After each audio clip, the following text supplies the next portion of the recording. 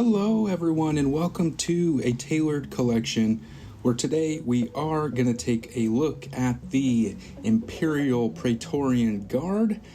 I was on a wait list for this item on Sideshow's website and I got the email I came across and said I was able to pick him up. Thankfully I was able to, and here we are now with this figure finally in the collection and building out the Mando-verse collection as well. Very exciting to finally get this one in hand, and might be picking up two of them after the review. Seeing this guy, they want you to buy two, that's for sure. Little sneak peek up front here before we actually get to the unboxing in a second. I'm super excited about this guy. Like I said, I was on a wait list, so finally got the chance to pick him up, and that's why I'm reviewing him a little bit later than usual, because I believe he came out a few years ago. I'm not sure exactly when. Here he is now. Here's the box, the typical V-tapered style box, black and gray for the Star Wars boxes with the banner on the front. It's got the Mandalorian city in the background there, which is super cool. Got some pictures of the figure on the banner as well, and nothing on the sides other than the black and gray and some Disney and Star Wars licensing and text on the side. The back is just a bunch of legal information and partnerships with Hot Toys. But let's finally get this guy unboxed and let's see what he looks like up close here. Opening up the box, we are gonna see this slipcover at the front with some super dope figure photography. This is what I'm saying. Well, now I need probably at least two of them. They look better in troops, that's for sure. And there was three of them in this scene as well, so very cool artwork here for sure. Got that Imperial cog sign in the back as well, and some mist and fog around here. This super sick shot that we have in front of us for sure, showing off the different weapons that they come with as well, one for the 3 Praetorian guards. And now to the figure himself, getting this little tray off the top. This comes with an extra pair of pegs for the wrist pegs, a couple plugins for his weapons, and some hands. Not a huge array of hands at all, but a few hands for sure that we'll obviously take a look at here in just a minute. And then getting the tray out, the clamshell. Gonna be careful not to make everything go flying out of here when we take this part off. And here he is, all covered up in some plastic and foam so that none of the armor parts rub against each other and damage any paint. And then the cape was kind of fed through the back in a little baggie to protect that as well. And this guy is so shiny, very reflective as well, but the paint application, he's like a brand new armored dude. It's like fresh out of the armory right now. Very, very cool. I'm excited. We're going to take a deeper, closer look here right now. And this is everything he comes with. This is all of his accessories, just some hands, a base, and some weapons. We're going to start off with the base first here, and not going to spend too much time with this because, well, it's boring. We know what these look like. The crotch grabber here is very tight in the socket, so it's not coming out. I was going to take it out and just show you what the weathering looks like on the platform. But adjustable crotch grabber as usual. Some light weathering on this guy, kind of boring like I said before. And what are you going to do about it though? Not terrible. But let's talk about the hands first, and then we'll move on to all the weapons. We got 2 gripping hands, one for the left, one for the right, obviously here. Texture is really well done. The paint applications is well done as well. Then we got 2 gesturing hands here, kind of like pointing fingers splayed out. And these are the relaxed styled hands that are on him right out of the box. Just took those off to show you guys everything that he comes with and everything that you can pose him with, essentially. But let's go ahead and take a look at the hands a little bit closer just so you can see the detail up close. And they are very, very well textured. The red parts have a different texturing than the actual gloved hands do. They might be a little bit over textured and a little bit too satin, in my personal opinion. If they were a little bit more flat, I think they would have looked a little bit better. But nonetheless, they still look great. You can see some stitching around the fingers and inside the palm area as well. And then the red parts, like I was saying, it's like more of a leather grain texture. It's a little bit softer and not super waxy, but has that kind of finish to it to make it look a little bit more leather-like. And here you go, looking at the last hand as well. You can see all that textures on the fingers inside. Very well done. All the wrinkles and folds look amazing. Don't have too much to complain about the detail here. I wish we just kind of got some more hands to go with this guy. Some other gestures would have been a little bit nice to have for sure. Now with the weapons, first off, we're starting with the chain whip here, plasma chain whip. Everything looks very clean. There's no weathering throughout these pieces really at all. They're like factory new, which is super cool since these are like the first times we see these guys, and this is essentially the first iteration of the Praetorian guards, which is very cool to see. And this might not actually be the first, but regardless, there is a wire in the chain whip too, so you can bend it, pose it, and make him look like he's whipping the whip around. The wire is a heavy-duty embedded wire too, so you can pose it a few times and it will definitely hold its shape. I don't think it's going to break on you anytime soon with the amount of posing you do with that. And this is his heavy blade with a plasma blade at the front. Again, no weathering here like at all. Everything is super nice and pristine across the board here, through the handle and the tubes up top that go to the plasma part, to the knurling handguard in the middle and down at the bottom. Everything super clean, very crisp as well with the detail. It looks very nice. A little boring at times just because it's just one rod that he holds on to. But yeah, this looks amazing. We're gonna move on to the third weapon here, which is, I don't know what to call this one, just a double-bladed staff, I guess you could say. But that's what we have here. This one's a little bit more interesting than the other two, I think personally. We got the blade up top and translucent as well, which is nice. Very well painted, sculpted, and molded for the blade parts across these guys, across these two blades that we do get with them. And then coming down, you got these like nice little hand guard spots at the middle section of each blade, and at the other end here we have just four-sided blade, which is super cool. At the end here, no weathering at all. Everything looks like metal where it's supposed to. And with this guy, these two pieces actually come apart, just like so. So you can have them holding the two in each hand, which is super nice. And it's keyed with this little peg here. Let's see if I can get it out real quick. It comes with two little end caps here that are keyed that you can put in on the ends and make them look a little bit more seamless and flush, just like so.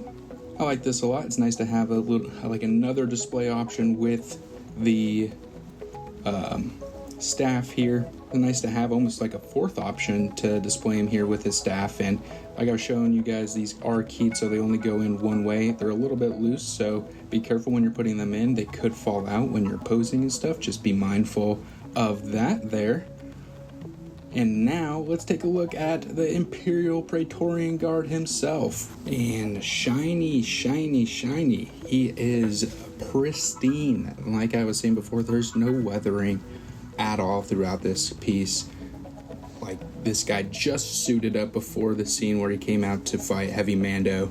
And man, this looks so cool. Just standing just standing there. He looks amazing. I don't really have anything to complain about him when he's just chilling there looking pretty badass. And this is my first Praetorian Guard. I didn't get any of the other ones from The Last Jedi, and I wasn't able to pick them up when these first dropped. Like I'm saying, it's just seeing them here now, I almost need 2 of them. So we'll see how that turns out. Taking him off the turntable, we're going to take a little bit of a closer look at his entire outfit, armor pieces, and whatnot here. Very, very nice. Very nice. Everything's super clean, super sharp, and a little bit different from armor pieces that we've been seeing recently with, Imperial troopers or guards, essentially. He's going to stand out in your collection for sure, especially with this entire red costume that just pops. It is so cool. The helmet is what steals the show, obviously. Yeah, I don't know who wouldn't like this helmet. This is such a cool helmet. Maybe Hasbro will do a Black Series one for these guys one day. That would be pretty rad. His shoulder pauldrons and shoulder armor pieces are the same from side to side, and they are velcroed on, so you can take them off and pose up the arms and then put them back on for some easier posing. He's got these forearm armor pieces that are like stormtroopers as well, and the red from the hands to the armor plates, there's a subtle mismatch. Like the hand leather pieces almost seem a little more orange than they should be, but it's not a huge eyesore at all. When moving the arms, you can move around the shoulder plate, like shoulder armor, like you see here. I kind of put it up on the chest armor so that it doesn't bang around as much when you're posing around the arms, because his arms are super thick and kind of hard to pose. You're gonna be fighting the articulation a little bit for sure. But here on his ab plate, all these like boxes are sculpted on to the plate itself.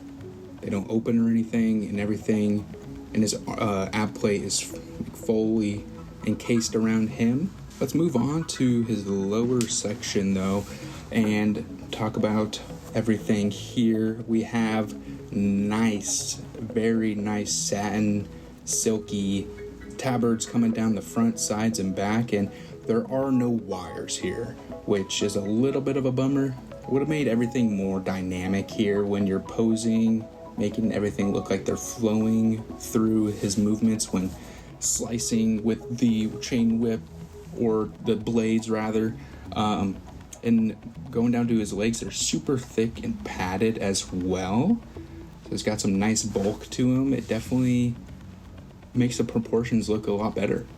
I think he's got some padding probably at the shoulders too, because I mean, look at those thick shoulders. Definitely a little bit more thick than normal figures for sure.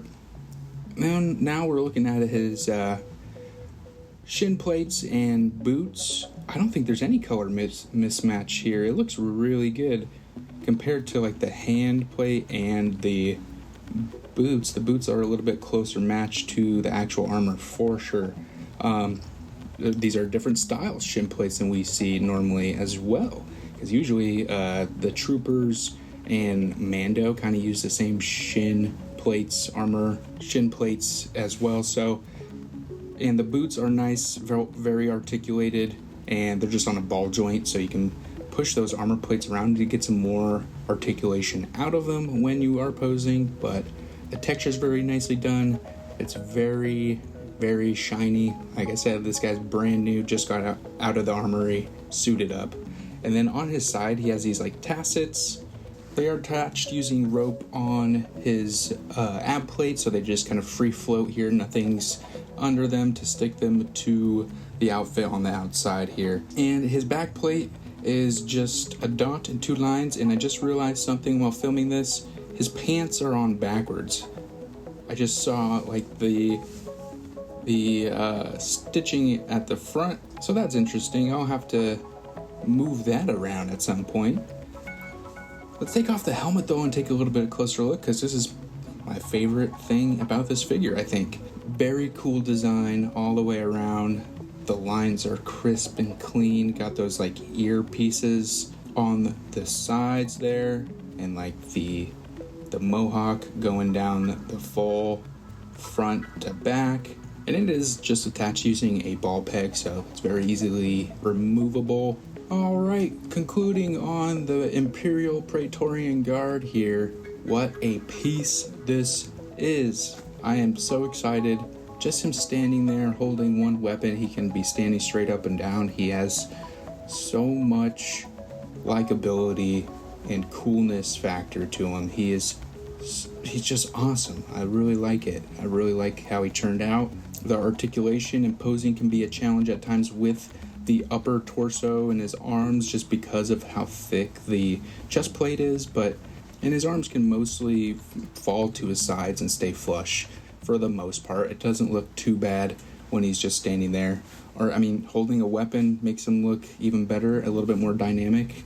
But real quick, why don't we talk about the best and then the worst thing? One best thing, one worst thing about this figure. Overall, the best thing for me is the armor. The paint is just fantastic here. It screams. It will have a ton of shelf presence in your collection, no doubt. And the worst thing for me about this piece, I would have to pick the array of accessories / display base. It's very lackluster. The base is something we've gotten 1,000 times. Well, almost 1,000 times. They're approaching that 1,000 piece for Star Wars, it seems like. But it's just something we've gotten over and over again. Something a little bit different here. A different mold for a Imperial floor base would have been cool. Nonetheless, more hands, better display base would have set this piece over the top for sure. Like I was saying, just the sheer presence of this guy standing there is so cool. So the base isn't a huge factor for me. I probably need to pick up a second one. They definitely market that, especially with the slipcover right at the front with 3 of them standing over the heavy Mando. But we'll see. Since I was only able to get this guy on a wait list through Sideshow, have to go through eBay or someplace else to get another one. So we'll see how that shakes up in the future. Overall, the weapons here are amazing. 3 different weapons, chain whip, a staff that comes apart, and a heavy blade. So some good display options that you can mix them up with over time with just the one piece here. Obviously, if you have 2 to 3, you can put the other one in the other guy's hands and make him look a little bit cooler on the shelves. But still, this guy, very, very well done. He came out great. There's nothing really to complain about. There's no pleather or throughout this whole piece. The boots are sculpted plastic, painted very beautifully as well. So this guy's going to stand the test of time from materials, and he's going to look great with your Mando collection. One thing I would like to see them do also with guards and troopers essentially is to have like a false head inside the helmet just to make it a little bit more realistic, especially just when you can see from certain angles and when he's spinning around the turntable. I'd like to see a head in the helmet just to sell the realism a little bit more. And that is gonna wrap up the Imperial Praetorian Guard here. Like I said, I am thrilled to get this in the collection finally. I was wanting to get him when he first went up for pre-order. Thankfully, I was able to pick him up on the waitlist from Sideshow. We'll see how it shakes out in the future in terms of getting another one to fill out the display a little bit better, but keep your eyes tuned to next week's video. We got Gregor coming up for the unboxing and review. Thank you all for watching this one. Take care.